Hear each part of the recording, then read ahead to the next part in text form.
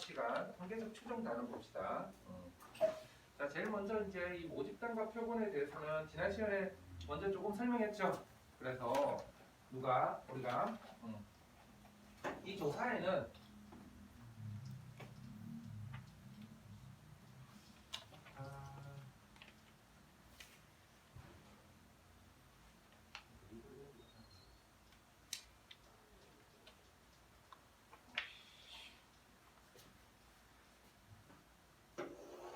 우리가 조사에는 통계조사에는 전수조사하고 표본조사가 있는데, 전수조사는 말 그대로 조사 대상 전체를 조사하는 거라고 그랬어요.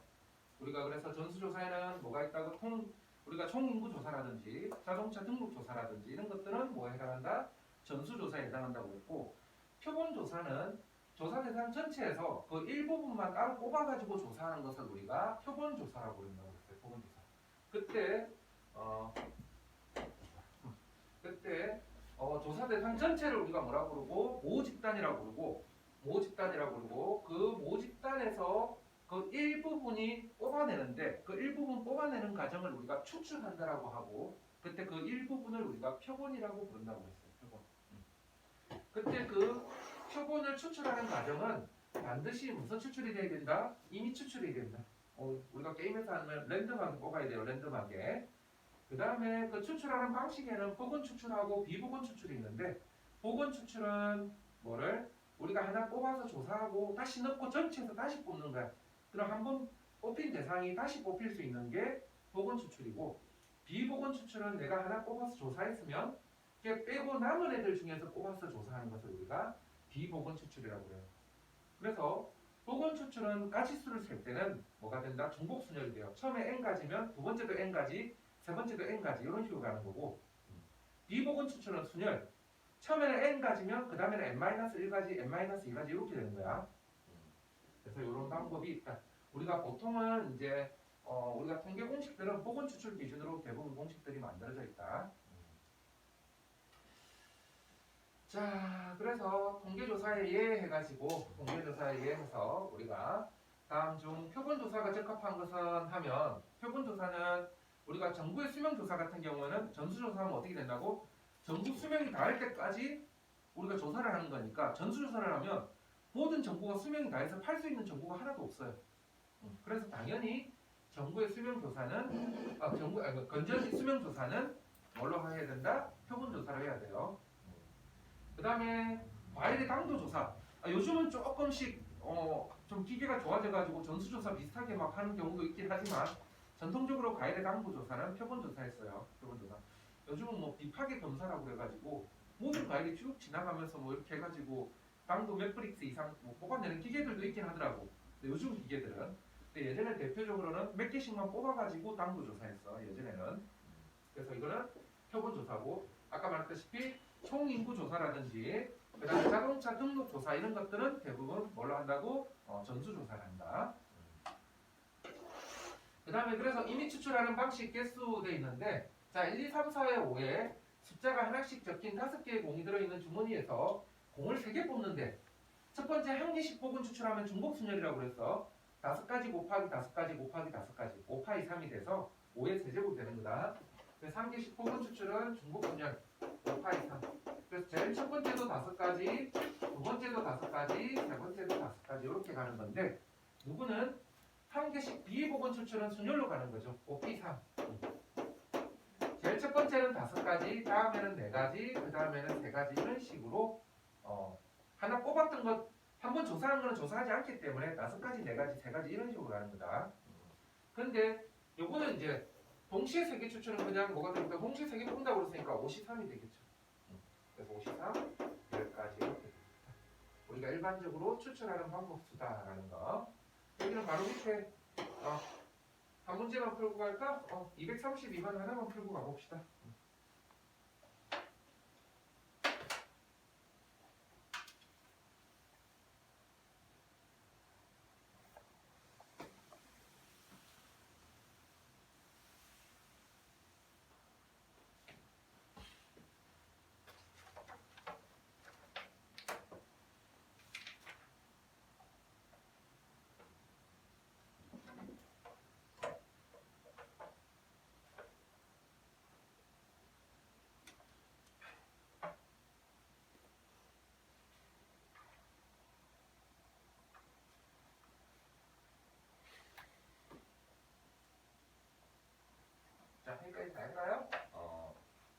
5분 추출한다고 그랬으니까 뭐지? 10 곱하기 10 하면 되겠지. 요거는. 자, 다음 페이지 넘어가 볼게요. 자, 다음 페이지는 이제 그럼 뭐가 되냐면 모 평균, 모 분산, 모 표준 편차 계산하는 건데 모 평균, 모 분산, 모 표준 편차 계산하는 건데 자, 어느 모집단에서 뭐 조사하고자 하는 특성을 나타내는 확률 변수를 x라고 했을 때 그 조사 대상 전체 그 모집단의 평균과 분산과 표준 편차를 우리가 뭐라고 한다고? 모 평균, 모 분산, 모 표준 편차라고 한다. 우리가 조사 대상 전체 모집단의 평균, 분산, 표준 편차를 모 평균, 모 분산, 모 표준 편차라고 하고 표현은 보통 모 평균은 그냥 m 미에서 온 거지 평균. 그 다음에 분산은 시그마 제곱, 표준 편차를 보통 시그마로 우리가 이용해서 나타내요.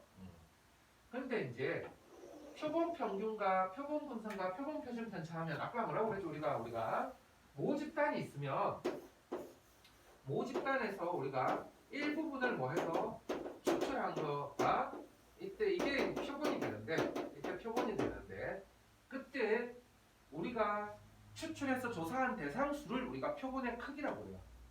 우리가 추출해서 조사한 대상수를 표본의 크기라고 부르고 보통 이 표본의 크기는 우리가 뭐로 나타내냐면 n으로 나타내. n으로 조사 대상수를 n으로 나타내면 그때 이제 우리가 이 표본의 평균과 분산과 표준 편차를 계산할 때 자, 표본 평균 계산하는 거는 똑같은 방법으로 계산해요. 일반 평균 계산하듯이 어떻게 하냐면 모든 별량을 다 더해준 다음에 총도수 표본의 크기로 나눠주면 전체 개수분의 어떤 수의 합으로 나눠주면 뭐가 되는 거다? 평균이 나오는데 그 평균을 우리가 표본 평균을 위쪽에다 깍배기를 그어놓고 읽을 때는 바라고 그래요. 이거를. 그래서 x바 하면 이게 바로 표본 평균이 된다. 표본 평균. x에다 뭘 그어주면 바를 그어주면 이걸 x바라고 그러고 우리가 표본 평균이라고 그래요. 표본 평균. 그러면 이제 여기서 분산 구할 때 약간의 차이가 있는데 원래 분산은 편차 제곱의 기대값이야. 편차 제곱의 기대값. 뭐를? 편차 제곱을 다 더한 다음에 전체 표본의 크기로 나눠주는 건데 원래는 분산이. 그래서 각 별량에서 뭐를 빼서 평균을 뺀 거, 이거 편차를 다 뭐 해가지고 제곱해서 더해주는 거야. 그런 다음에 원래는 뭐로 나눠줘야가? 원래는 n으로 나눠줘야 분산이야. 원래는 n으로 나눠주는 게 분산이야. 모든 별량에다가 각각의 별량에다가 평균을 빼서 제곱해서 더한 다음에 원래 전체 개수로 나눠주는 게 분산인데 이 표본 분산 계산할 때만 n으로 안 나눠주고 n-1로 나눠줘요. 자, 이거는 왜 그러냐면 우리가 이제 실제로 통계적 추정할 때는 모 평균하고 모 분산이 그러니까 모 평균을 추정할 때는 모 표준 편차가 필요해. 모 표준 편차가. 그럼 우리가 모 표준 편차를 알려면 원래는 전수조사를 해야 되잖아요. 근데 이 전수조사를 이미 해가지고 모 표준 편차가 있다면 관계없는데 우리가 표본 조사를 하게 되면 당연히 뭐가 없죠? 모 표준 편차가 없죠. 그때 이 모 표준 편차 대신 표본 표준 편차로 대신할 거야. 모 표준 편차가 없으니까 대신 표본 표준 편차로 대신할 건데 그러면 모 표준 편차하고 표본 표준 편차하고 오차가 크면 안 되겠죠. 그래서 그 오차를 줄여주기 위해서 n이 아니라 n-1로 나눠준다라고 그래요. 근데 사실 이렇게 계산해서 물어보는 문제는 선생님이 거의 15년 가까이 고3 애들 가르쳤는데 사설 모의고사에서 딱 한 번 봤어요. 이거 n-1로 나눠야 되는 문제는. 사실 뭐 이걸 n-1로 나눠야 된다는 그런 문제 자체는 거의 일반적인 교육청 모의고사나 평가 모의고사에서 내지는 않아. 근데 다만 그냥 그런 내용이다 정도만 알고 있자. 그 다음에 표본 표준 편차는 뭐를? 표본 분산을 루트 씌운 값이죠. 그래서 표본 표준 편차는 우리가 일반적으로 이렇게 S를 이용해서 나타낸다. 자, 그 다음에 밑에 봅시다. 그러면 이제 요거는 이제 표본 평균의 평균, 표본 평균의 분산, 표본 평균의 표준 편차야. 자, 표본 표준 편차가 아니라 표본 평균의 표준 편차야. 표본 평균의 분산이고 표본 평균의 평균이야. 자, 이게 무슨 말이냐면 우리가 주사위를 던져. 그럼 내가 주사위를 몇 번 던진다고 하자? 2번 던진다고 하자. 그럼 두 수의 합을 2로 나눈 값이 표본 평균이야. 표본 평균. 그러면 내가 표본 평균 가지고 확률 분포표를 만들 수가 있어요. 그럼 둘 다 1, 1 나오면 표본 평균이 1이 되는데 그럼 그 1이 나올 확률은 36분의 1이야. 주사위 두 개가 모두 1이 나올 확률은. 자, 1.5가 나올 확률은 하나가 1, 하나가 2가 나와야 되니까 1,2, 2,1에서 두 개 나와요. 36분의 2야. 그럼 이런 식으로 나가지고 나중에 뭐가 되면 6이 되는 거는 6,6 나와야 돼서 36분의 1이 되는데 요 놈을 그러면 이렇게 요 놈이 일종의 확률 변수가 되는 거야. 표본 평균이. 그럼 얘네들을 뭐 해가지고 곱해가지고 더해주면 뭐가 나와? 평균이 나오지. 그게 바로 표본 평균의 평균이라는 거야. 표본 평균이 아니라 이게 표본 평균들이야. 그래서 이 표본 평균의 뭐를 구해보면 표본 평균의 평균을 구해보면 이 x바를 구해주면 요건 뭐 직관적으로 보안 계산 과정 우리가 교육까지 안 나와. 직관적으로 그냥 모평균하고 같아요. 표본 평균이 모평균하고 같은 게 아니라 얘 x바가 표본 평균이야. 표본 평균의 기대값, 표본 평균의 평균이 모평균하고 같은 거야.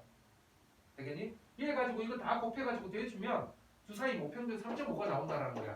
주사위 모평균 3.5가 나온다라는 거다. 이거 계산하면. 그 다음에 얘가 뭐냐면 요거 가지고 이제 진짜 분산 계산해 보는 거야. 뭐 해가지고 요거 다음에 이제 요거 했으면 그 다음에 뭐 해주고 이 x바의 제곱 계산해주고 가지고 그 다음에 뭐를 빼주면 m제곱 빼주면 x바의 분산이 나온단 말이에요. 그래서 그 x바의 표본 평균의 분산이 이것도 역시 우리가 교육 과정에서 더 이상 다루지 뭐 계산 과정은 없는데 모분산을 표본의 크기로 나눈 값이 나와요. 뭐가 vx바는 그리고 표본 평균의 분산은 모분산을 표본의 크기로 나눈 값 n분의 시그마 제곱이 나와. 그러면 얘 루트 씌운 값, 얘 루트 씌운 값이 표준 편차죠. 그래서 표본 평균의 표준 편차는 루트 n분의 시그마가 된다는 거예요. 루트 n분의 시그마. 자, 그러면 이제 이걸 어디다 쓸 거냐면 자, 그러면 이 표본 평균의 분포인데 자, 요거 표본 평균의 분포, 확률 분포 이거 꺾은 그래프로 나타내면 어떻게 될까? 지금 그래프는 36분의 1, 36분의 2, 36분의 3, 36분의 4 이렇게 해서 올라가다가 다시 이렇게 내려와가지고 이런 식으로 내려올 거예요. 요거 표본 평균 가지고 확률 분포 만들어 보면 표로 가지고 그래프로 만들어 보면 이렇게 나올 건데 그래서 지금 얘처럼 모집단이 정규 분포가 아니야. 왜 모집단의 확률 분포가 전부 다 뭐로 똑같아? 6분의 1로 똑같죠. 그래서 주사위는 모집단이 정규 분포를 안 따라가. 그랬더니 n이 2일 때 확률 분포 그림을 그려보니까 이렇게 올라가서 직선으로 올라갔다가 직선으로 내려 삭감 모양이 이렇게 만들어진다는 거야. 지금은 무슨 모양이 안 나와? 정규 분포 모양이 안 나와. 그래서 모집단이 정규 분포가 아니면 그놈의 확률 분포가 이렇게 정규 분포가 안 나오는데 지금 봐. n이 1일 때는 직선이 이렇게 되는데 n이 2일 때만 해도 이렇게 나오죠. 얘가 n이 3, 4, 5, 6 넘어가면 n이 3, 4, 5, 6 넘어가면 점점 정규 분포 모양에 가까워져요. x바의 확률 분포가. 그래서 n이 어느 정도 넘어가냐면 보통 그 기준이 되는 값이 이항분포에서도 그렇고 여기서도 30인데 보통 n이 한 30 정도 넘어가게 되면 표본의 크기가 몇 개를 넘어가게 되면 보통 한 30개 정도를 넘어가게 되면 이 표본 평균의 확률 분포가 뭘 따라가게 된다고? 정규 분포 모양을 따라가게 돼요. 표본 평균의 확률 분포가 정규 분포 모양을 따라가게 됩니다. 자, 그래서 이 표본 평균의 확률 분포를 따져보면 원래부터 모집단이 정규 분포를 따라간다고 하면 당연히 x바도 정규 분포를 따라가요. 근데 모집단이 정규 분포를 따라가지 않아도 n을 우리가 충분히 뭐하게 하면 조사 대상수를 충분히 크게 하면 이 확률 분포가 뭘 따라간다? 정규 분포를 따라간다라는 거야. 그러면 우리가 앞 시간에서 배웠던 정규 분포의 성질 가지고 뭐를 풀 수가 있다? 뭔가 확률 계산을 할 수 있다라는 거야. 되겠니? 그러면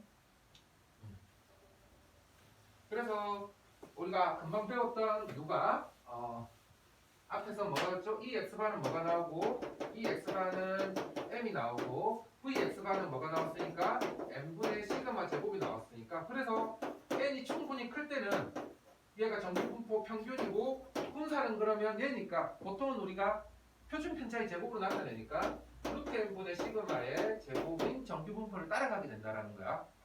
되겠니? x바는 평균이 m, 표준 편차가 루트 n분의 시그마인 정규 분포를 따라간다. 어떨 때? 원래부터 모집단이 정규 분포이거나 아니면 내가 표본의 크기가 충분히 클 때. 오케이. 그러면 다음 거 넘어가 볼게요.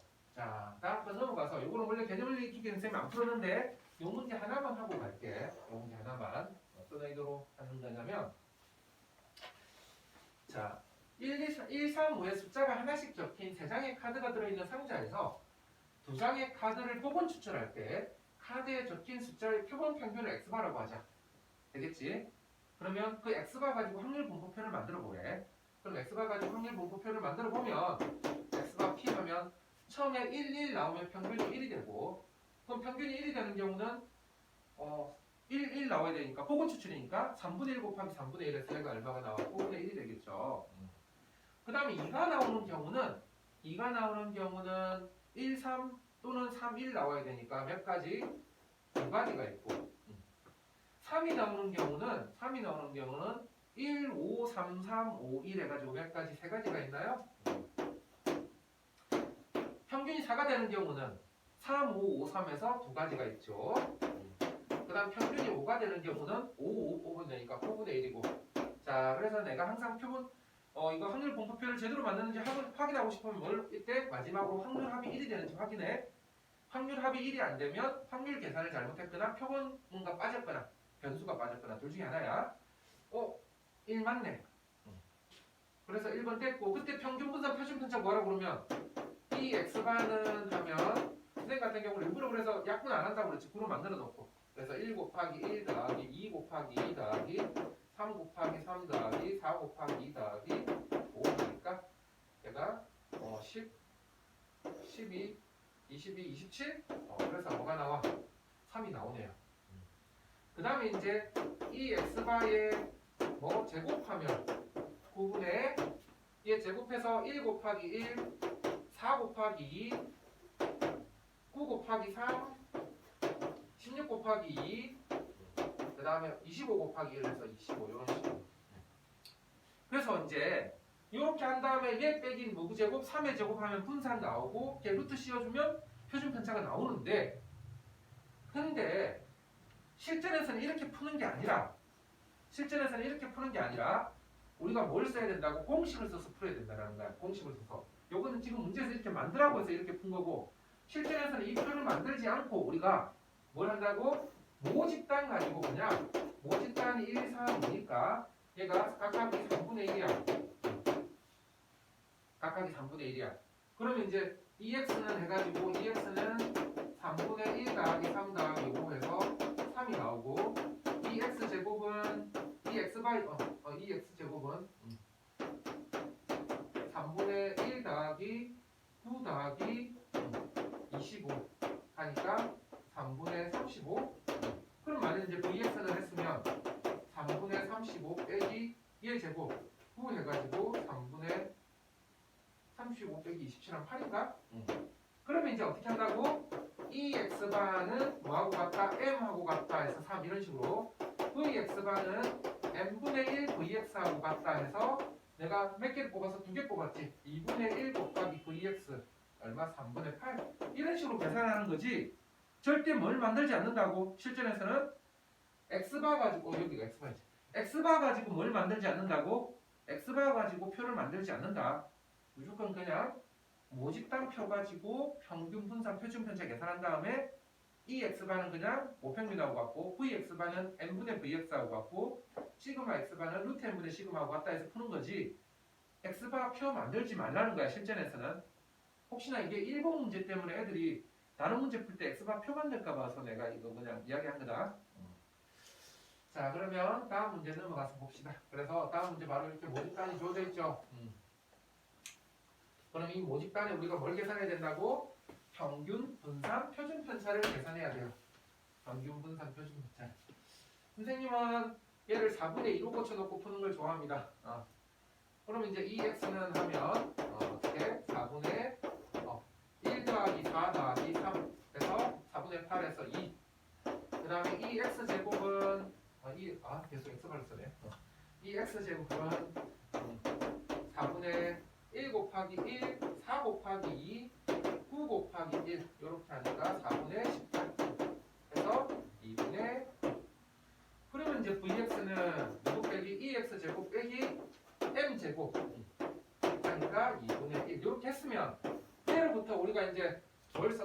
공식을 써서 누구는 이 x바는 뭐하고 같다? m하고 같다 해서 이해해주고, 그 다음에 vx바는 뭐하고 같다? n분의 1 vx하고 같다 해서 n분의 n이 크기가 얼마인? 문제에서 크기가 4인 표본을 추출했으니까 4분의 1 곱하기 2분의 1에서 8분의 1 이렇게 되겠나요? 그래서 누구 가지고 표를 만드는 거 아니다. x바 가지고 절대표 만드는 거 아니고 x바에 관한 공식 이 x바는 m과 같고 vx바는 n분의 1 vx하고 같다라는 걸 이용해서 풀려는 거예요. 자, 여기 그러면 자, 하나 연습해볼까? 238번 하나 연습해봅시다. 238번 가지고.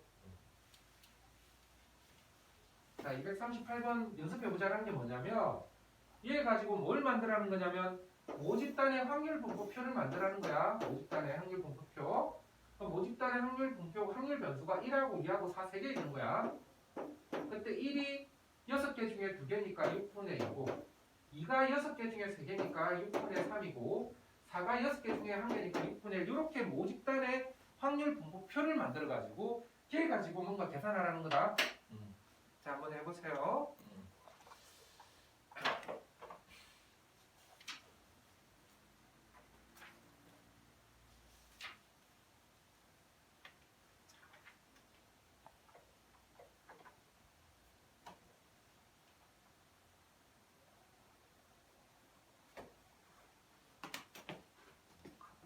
있나?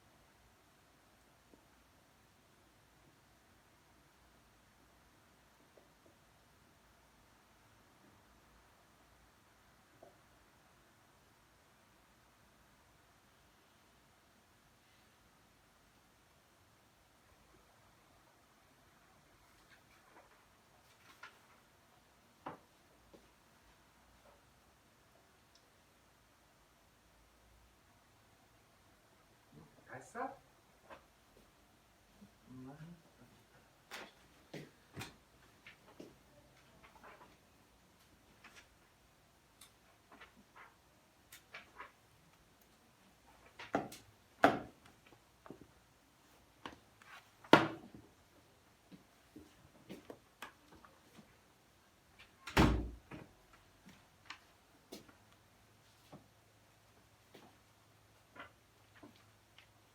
자, 한 사람들은 이제 다음 거 넘어가 볼게요. 다음 거. 그러면 이제 우리가 선생님이 지난 시간 수업에서 딱 이거 하나만 기억해도 거의 뭐 다음 거랑 마찬가지라고 그랬던 공식이 하나가 있죠. 무슨 공식? 표준화 공식이 있었지. 뭐야? Z는 시그마분의 X 빼기 M이라는 거였는데, 자, 이 Z 공식이 만들어지는 원리가 뭐였냐면 어떤 확률 변수가 있으면 그 확률 변수에 뭐를 빼주고 그 확률 변수의 평균을 빼주고 그 확률 변수의 표준 편차로 나눠주는 거야. Z를 만드는 이유가 정비분포 뭐로 만들려고 하는 건데 평균이 0, 분산이 1로 만들어 주려는 건데, 그래서 평균이 0, 분산을 1로 만들기 위해서는 어떤 변수가 있을 때 그 변수의 평균을 빼주고 표준 편차를 나눠주는 새로운 변수를 만들면 평균이 0, 분산이 1로 간단 말이야. 그런데 그러면 이 x바는 평균이 뭐고 평균이 고평균 m하고 같고 x바의 표준 편차는 뭐하고 같으니까 루트 n분의 시그마하고 같으니까 아까 vx바가 n분의 시그마 제곱이니까 시그마 x바는 루트 n분의 시그마가 되니까 그럼 이 x바를 뭐로 만들고 싶을 때는 확률 변수 z로 만들고 싶을 때는 이 z에다가 확률 변수에 뭐를 빼줘야 된다고? 평균을 빼줘야 돼. 이 확률 변수의 평균은 m이야. 그 다음에 이 확률 변수의 표준 편차는 루트 n분의 시그마야. 이제는 시그마로 나누는 게 아니라 뭐로 나눠줘야? 루트 n분의 시그마로 나눠줘야 확률 변수 z가 만들어지는 거다. 자, 우리가 표준화라는 게 결국 평균형 분산을 1을 만드는 과정이고 평균형 분산을 1로 만들려면 어떤 변수에서 평균을 빼고 그 변수의 표준 편차로 나눠줘야 돼. 그러면 x바를 확률 변수 z로 바꿀 때는 그 x바의 평균 m을 빼주고 x바의 표준 편차가 루트 n분의 시그마니까 나눌 때 시그마로 나누는 게 아니라 뭐로 나눠줘야 된다고? 루트 n분의 시그마로 나눠줘야만 확률 변수 z로 만들어지는 거야. 그러면 이제 그 문제 가지고 그걸 이용해서 이 문제를 한번 풀어봅시다.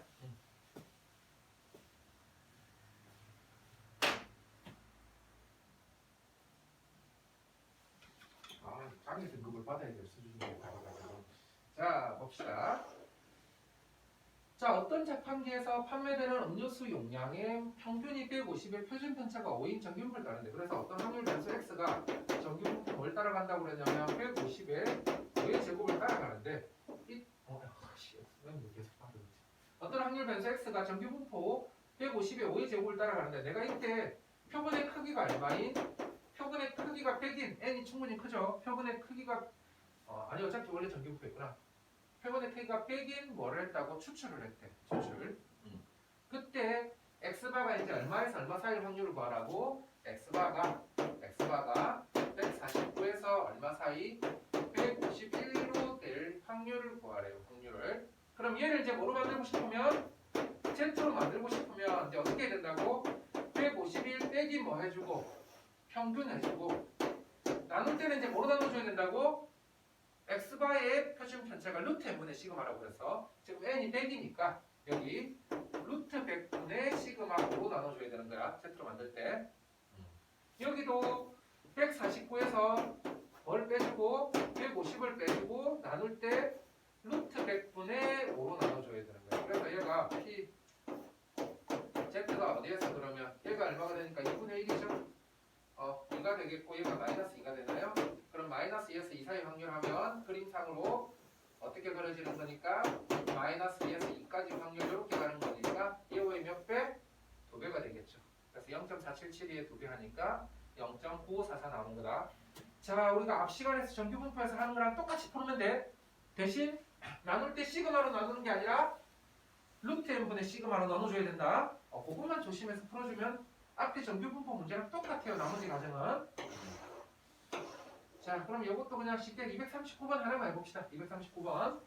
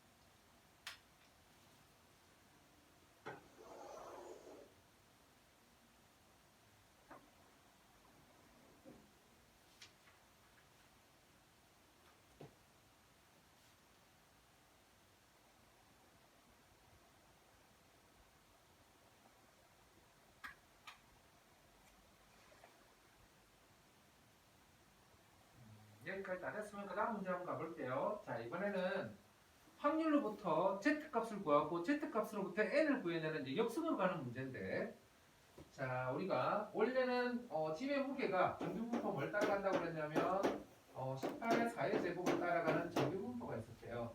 이때 내가 또 뭐를 n명을 추출했대. 표본의 크기가 n이었어. 그때 px바가 표본 평균이 누구에서 누구 사이 17에서 얼마 사이의 확률이 18 사이의 확률이 지금 뭐가 나오냐면 0.8664가 나왔대. 뭐라고? 평균이 18.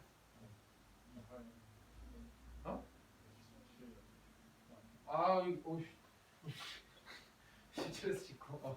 자, 그래서 17에서 19 사이가 0.8644가 나왔대. 그럼 얘를 이제 Z로 바꿀 건데, 자, Z로 바꾸면 어떻게 된다고? 이제 Z로 바꾸면 17 빼기 18 나누기 루트 n분의 4에서 어디까지?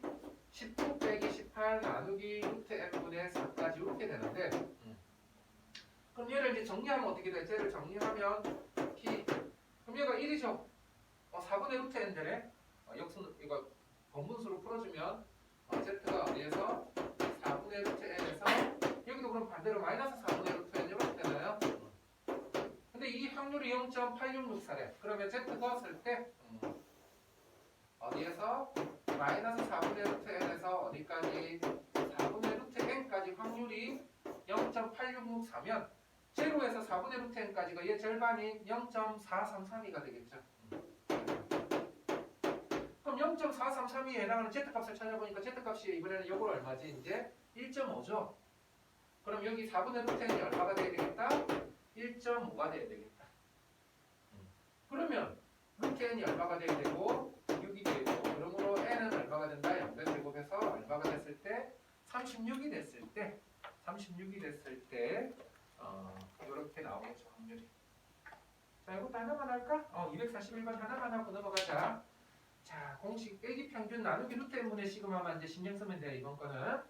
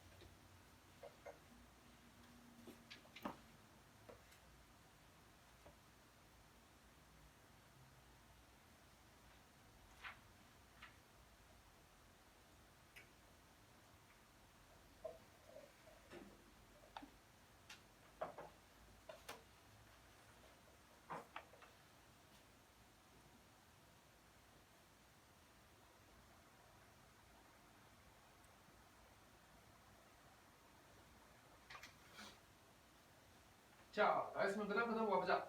자, 이거 추정 설명까지 하고 좀 쉴게요. 자, 이제 통계적 추정인데 이 통계적 추정은 어떤 내용이냐면, 이제 우리가 아까 모집단에서 이거를 그 일부분을 우리가 추출해가지고 뭘 했냐면 표본을 만들어서 이 표본을 조사했어요. 그리고 이 표본 조사한 결과로부터, 이 결과물로부터 누구를 모집단을 뭔가 예측하는 것을 우리가 뭐 한다고 한다? 추정한다라고 해요. 이걸 이제 통계적 추정이라는 거야. 통계적 추정. 그 중에서도 우리가 이제 뭘 추정할 거냐면 모평균을 추정할 거야. 모평균을. 그래서 모평균을 추정할 건데, 모평균 추정이 이제 어떤 거냐면 우리가 이제 표본 평균으로부터 모평균을 알아낼 건데 내가 뭐 우리가 고3 전체가 있다고 치면 고3이 만약 1000명 있다고 치면 그 고3 1000명 중에서 내가 어떤 100명만 뽑아가지고 평균을 내는 거야. 예전에 그래서 우리가 수능 같은 거 치면 가채점이라고 그래가지고 당일날 무작위로 표본 추출해가지고 바로 대충 가채점이라고 그러고 당일날 이렇게 빼가지고 대충 그 점수가 발표되고 그랬어요. 그런 것처럼 우리가 어떤 1000명의 학생이 있으면 그 100명을 가지고 그 100명의 평균을 구해보는 거야. 100명의 평균이 그래서 여기 좀 있었어. 100명의 평균이 여기 나왔어. 근데 그럼 이 100명의 평균으로부터 3학년 전체 1000명의 평균을 예측하는 건데 그 1000명의 평균이 얘로부터 양쪽으로 얼마 사이에 실제 1000명의 평균, 모평균이 어떤 확률로 존재할 거다라고 예측하는 거야. 그걸 이제 95% 확률로 예측할 거냐, 99% 확률로 예측할 거냐 하는 거야. 그래서 그 95% 확률로 하면 그걸 우리가 신뢰도 95%라고 그러는 거고 99% 확률로 하면 신뢰도 99%의 확률로 이러는 거야. 신뢰도 99% 확률로 모평균을 뭐 하면 추정하면 하는 거예요. 자, 그러면 우리가 그 Z표에서 Z가 0에서 어디까지 1.96까지 확률이 0.475야. Z표에서. 그러면 Z가 마이너스 1.96에서 어디까지? 1.96까지 존재할 확률은 그러면 0.475 곱하기 2 해가지고 0.95가 돼서 95%가 돼. 되겠니? 그러면 이제 요걸 이제 역으로 가는 거야, 우리가. 95% 신뢰 구간은 이제 역으로 가는데 어떻게 가느냐? 그래서 Z가 어디에서 어디까지? Z가 마이너스 1.96에서 1.96 사이에 있을 확률이 95%였단 말이야. 그럼 얘를 이제 거꾸로 바꿀 거야. 아까 Z를 어떻게? Z를 X바 빼기 M 나누기 루트 M 분의 시그마가 마이너스 1.96에서 1.96 사이에 있을 확률이 95%고 그럼 여기다가 내가 양변의 루트 M 분의 시그마를 곱해주면 마이너스 1.96 루트 M 분의 시그마에서 X바 빼기 M이 1.96 루트 M 분의 시그마 사이에 있을 확률이 95%고 그럼 얘 두 개가 절대값이 같고 부호가 다르니까 마이너스 곱해버려도 어차피 이쪽 위치 바꾸면서 똑같아지겠지. 그런 다음에 전체식에다가 이제 뭘 더해주면 X바를 다 더해주면 X바 빼기 1.96 루트 M분의 시그마에서 X바 더하기 1.96 루트 M분의 시그마 사이에 모평균이 있을 확률이 95%가 된다는 거예요. 되겠니? 그래서 누굴 기준으로? X바를 기준으로 양쪽으로 1.96 루트 M분의 시그마 사이 거리 안에 뭐가 모평균이 존재할 확률이 95%라는 거야. 이게 바로 신뢰도 95%로 모평균을 추정한 거고 그때 여기서부터 여기까지 여기에서 여기까지를 우리가 신뢰 구간이라고 해요. 그래서 신뢰 구간이 어디? X바 빼기 1.96 루트 M분의 시그마에서 X바 더하기 1.96 루트 M분의 시그마가 신뢰도 95%의 신뢰 구간인 거야. 되겠니? 자 그러면 다시 한번 확대해서 보면 그래서 자 우리가 그래서 정규분포 M 시그마 제곱을 따르는 모집단에서 크기가 N인 표본을 추출해서 했을 때 신뢰도 95% 신뢰 구간이라는 게 이런 의미라는 거야. 누구에서부터? 표본 평균으로부터 양쪽으로 1.96 루트 M분의 시그마 거리 안에 실제 모평균이 있을 확률이 몇 %가 된다라는 거야? 95%가 된다라는 거야. 되겠니? 그러면 신뢰도 99% 신뢰 구간은 그러면 99% 신뢰 구간은 구하는 과정은 똑같아요. Z가 0에서 어디까지? 그냥 바로 쓸까? Z가 마이너스 2.58에서 어디까지? 2.58까지가 확률 찾아보면 0.99가 나와요. 0.99가. 그래서 얘가 99% 신뢰 구간으로 가서 여기 숫자만 1.96에서 뭐로 바뀌면 여기 숫자만 1.96에서 2.58로 바뀌면 이게 바로 뭐가 된다고? 99% 신뢰 구간이 돼요. 자, 보통 문제는 95% 외에는 잘 안 나오긴 하는데 만일 뭐로 나온다면 얘를 그냥 그러면 다른 확률을 내고 싶으면 쌤 어떻게 하면 돼요? 하면 뭐가 P 절대값 Z가 뭐보다 작거나 같은 확률이 K보다 작거나 같은 확률이 100분의 알파면 100분의 알파가 되면 그럼 얘가 이제 뭐라고? 신뢰도 알파 %로 모평균을 추정하면 어떻게 된다는 거냐면 그때 그 모평균이 어디에서 x바 빼기 k 루트 n분의 시그마에서 x바 더하기 k 루트 n분의 시그마가 되고 이때 이 k 값은 그 신뢰도에 해당하는 z 값 찾아주는 거다. 절대값 z가 k보다 작거나 같은 확률이 100분의 알파가 되면 그때 그게 이제 신뢰도 알파 %에서 아까 이 자리가 k 값인가 이 자리 z에 해당하는 z의 k 값이 되는 거다. 그 k x바 빼기 k 루트 n분의 시그마에서 x바 더하기 k 루트 n분의 시그마까지 이렇게 되는 거다라는 거. 요게 신뢰도 99%, 신뢰도 95%, 신뢰도 99%, 신뢰도 알파 %. 이렇게 해서 표로 이렇게 신뢰 구간 구해줄 수가 있다라는 거. 자, 뭐 여기까지고 그 다음에 이제 우리가 교육과정에는 빠졌어. 교육과정에서는 빠졌는데 뭐라는 게 있냐면 예전에는 교육과정에 있었고 이번 교육과정 바뀌면서 빠진 게 있는데 뭐냐면 신뢰 구간의 길이라는 게 있어요.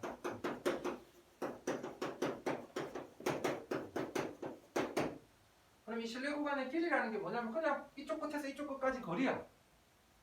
신뢰 구간의 길이라는 게 교육과정에서 용어가 빠졌는데 아까 신뢰 구간이 어떻게 되는 거니까 목표적인 신뢰 구간이 x바 빼기 k 루트 n분의 시그마에서 어떻게 가는 거니까 x바 더하기 k 루트 n분의 시그마까지 가는 거니까 신뢰 구간의 길이는 2 빼기 2 해가지고 2k 루트 n분의 시그마가 신뢰 구간의 길이가 돼요.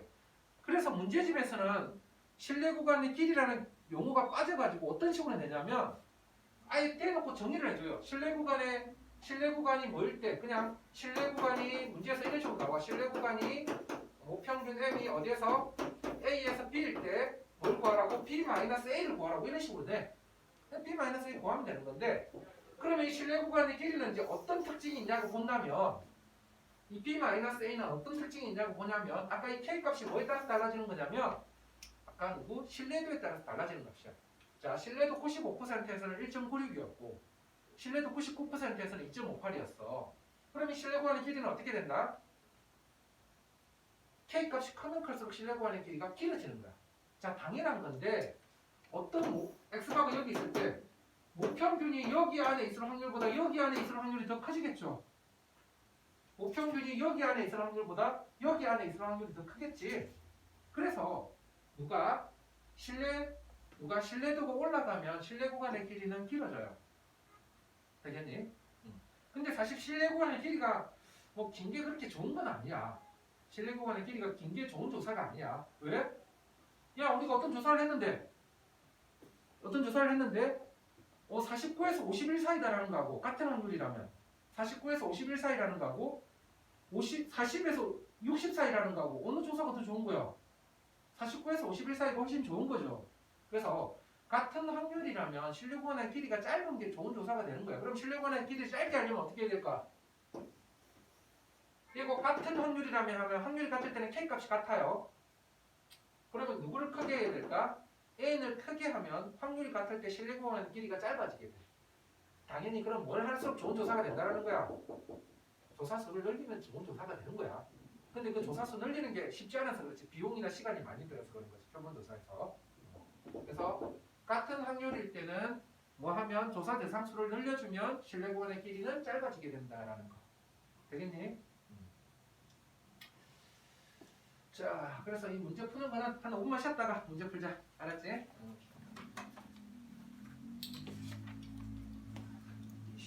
차차차 한번 끊었다가